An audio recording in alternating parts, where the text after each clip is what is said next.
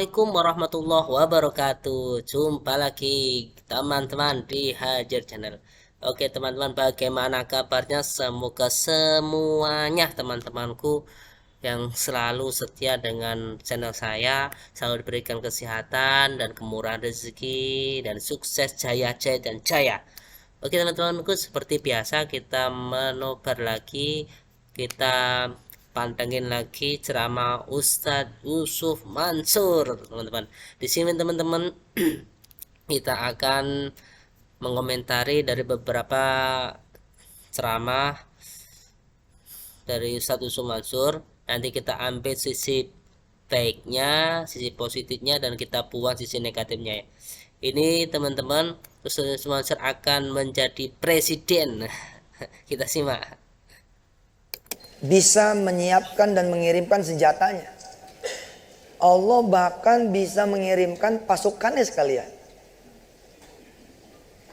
Di dalam surah Al-Fath Allah mengatakan itu. Di dalam satu lembar 2 kali Allah mengatakan, walillahi junudus samawati wal ard.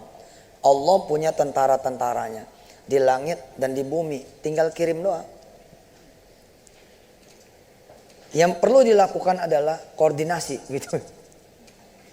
Kita komunikasi ini. Sama pusatnya persenjataan, pusatnya pasukan, segala pasukan. Dan hebatnya,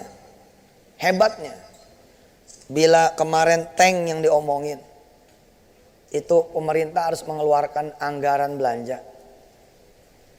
Drone juga harus ngeluarin anggaran belanja.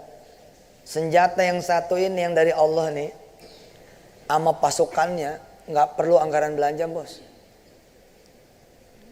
nggak perlu duit. Jadi duit negara bisa dipakai buat pendidikan rakyatnya, bisa dipakai buat kesejahteraan rakyatnya. Jadi kalau nanti saya jadi Presiden Republik Indonesia, APBN-nya tuh hemat.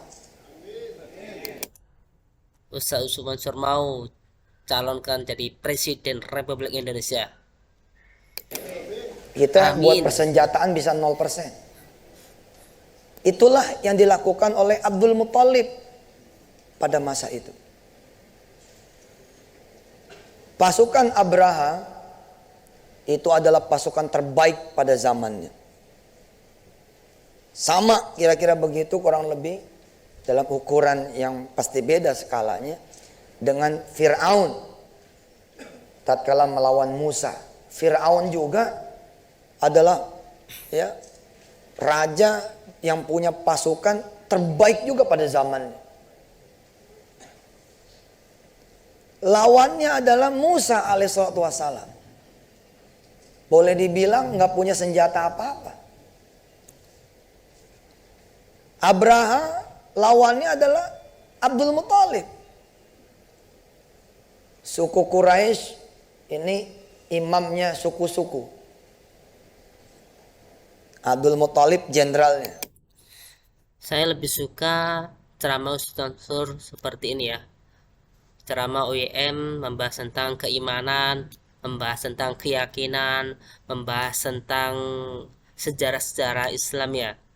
Kemudian membahas tentang sejarah para nabi, kemudian diambil sisi keimanannya, sisi positifnya ya untuk terapkan di para jamaahnya pada waktu pengajian, daripada membahas tentang sedekah dan sedekah yang mana konsepnya itu menurut saya bertentangan sekali dengan pemahaman orang-orang biasa, ulama-ulama seumumnya ya, ulama-ulama umumnya gitu ya teman-teman.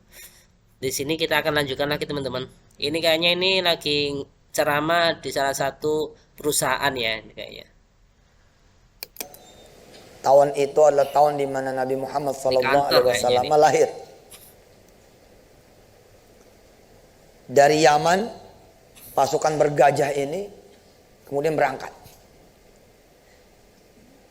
Coba kita bayangin ya, ini gajah bukan gajahnya Taman Safari bos. Ini gajahnya gajah tempur. Dia pakai kemudian kepala besi, bukan cuman yang penunggang gajah saja pakai pakaian tempur, tapi si gajah ini pun juga pakai pakaian tempur. Begitu kemudian dia berkemah, ya, di luar garis Mekah saat itu. Kalau sekarang kan sudah tambah lebar. Abraha kemudian melakukan serangkaian pesaing. Dia pengen ahlu Makkah nurut sama perintah dia. Dia sebel. Orang kenapa kemudian Lebih ke kantoran ibadahnya ya, itu di Mekah. kantor. Hanya karyawan-karyawan kantor itu di mana? Karena ada Ka'bah. Dia pengen ke Yaman aja. Abraha bangunin tuh tempat ibadah alternatif. Perdagangan kaum muslimin kan dulu ke jalur sutra. Kemudian ke Syam. Termasuk ke Yaman. Jadi disiapin tuh sama Abraha. Saya alhamdulillah dapat kesempatan menyaksikan sisa-sisa reruntuhannya. Ka'bah alternatif yang dibangun sama Abraha. Dia kasih kesempatan tuh penduduk Makkah untuk dengan sukarela gitu menyatakan diri sami'na wa ata'na sama Abraha. Orang rebus sendok ya, lah. Dan Sekalian mau. dilakukanlah serangkaian pesaing. Di antaranya Abraha kemudian melakukan perampasan terhadap harta bendanya orang-orang Makkah. Ternak-ternak diambil, barang dagangan diambil. Hingga kemudian terjadilah pertemuan dua pemimpin, Abdul Muthalib dengan Abraha. Langsung York hancur, patung Liberty roboh. Lah, kantor polisinya juga orang-orang tuh memang sekelas Polres beneran. Ini karena daerah pengembangan ya Allah. Kantor Polres itu ukurannya polsek. Kan dipaksa tuh buat naik semua. Lurah jadi kalaupun kenapa-napa kan nanti sertifikat yang kita beli ya kakek pegang aja. Oh begitu ya. Si kakek nunggu neneknya, nunggu istrinya. Begitu istrinya pulang diajak ngomong, istri setuju. Sebelum nyari sertifikat di istikharah. Saat istikharah ini ada cucu didatengin teman, baik apa enggak, bagus apa enggak, jelek apa enggak. Kalau emang bagus.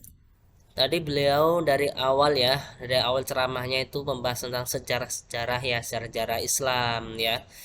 Itu saya sangat menarik sekali sih bagi saya ya, sebagai orang awam, membahas tentang sejarah Islam buat penguat keimanan kita ya.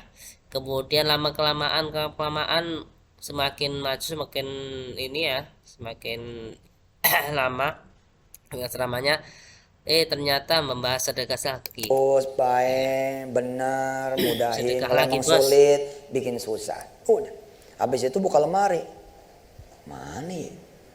Mana sertifikatnya? Di mana naruhnya? Lah di mana lagi, di situ lah. Nggak ada, coba lu cari. Cari. Satu rumah diubek-ubek. Nggak ketemu. Para jamaah Si semua temennya ini datang lagi, semuanya gimana semakin kek? Udah ya, janjian sama orang bang. Udah semakin dicari, asyik nggak ada. untuk memperhatikan, menyimak. Wah, terus gimana? Ya, terus deh cari dulu, bukan di tangan cucu saya kali apa di mana? Nggak ketemu Ji, nggak ketemu. 3 hari berlalu, dengar kabar ditangkap Mabes. Ternyata dia penipu. Habis ditangkap, si kakek salin, pengen ke masjid. Begitu buka lemari, innalillahi, sertifikat ada. Kemarin kemana aja? Ada malaikat tuh. Dia mengcover sedikit jadi koran.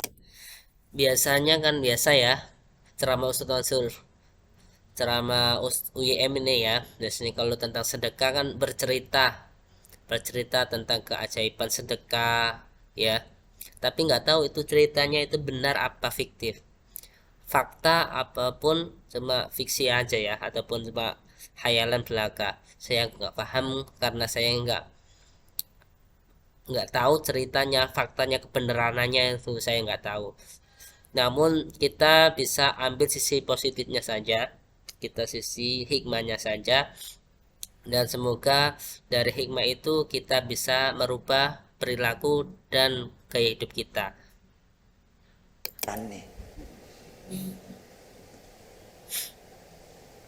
Alam taro